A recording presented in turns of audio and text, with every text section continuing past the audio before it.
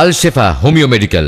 আমার নাম শিবানী মিদ্দাল, মুকশিদপুর, বন্যাটি, গোপালগঞ্জ। আপনার কি সমস্যা ছিল?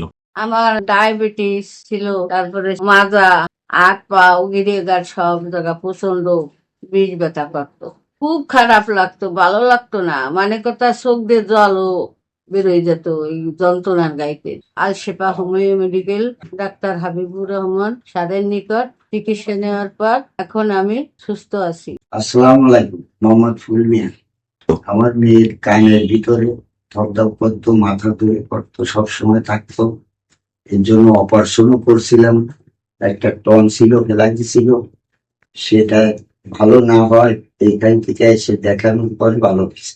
আসিফা উনি মেডিকেল, ডাক্তার হাবিবুর রহমান স্যারের নিকট চিকিৎসা নেওয়ার পর আল্লাহর রহমত সম্পূর্ণই ভালো হয়ে গেছে। কোনো অনুভব ইনশাল্লাহ সে এখন আমার রোগের জন্য দেখাইতে আসছে। আমার নাম তন্ময় বালা, বাড়ি বেতাঙ্গি।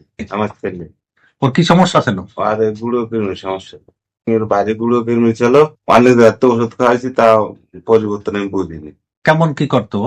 আর ওই পাছা দিয়ে গুঁড়ো কৃমি হাঁটি উঠেও বার হয়েছে 2 সেপ্টি, অনেকটা। কতদিন এই সমস্যা ছিল? এই সমস্যা ছিল ধরেন আরো 2-3 বছর হয়ে গেছে। এই জন্য আর কোনো চিকিৎসা নিয়েছিলেন? নিয়েছিলাম ওই ওই এলোপ্যাথি ওষুধ খাওয়াইছিলাম, তাতে পরিবর্তন আমি ওই খাই কমে যায়, ফিরে বার হয়, ফিরে বার হয়। পরে এই জায়গার খবর পেলেন কিভাবে?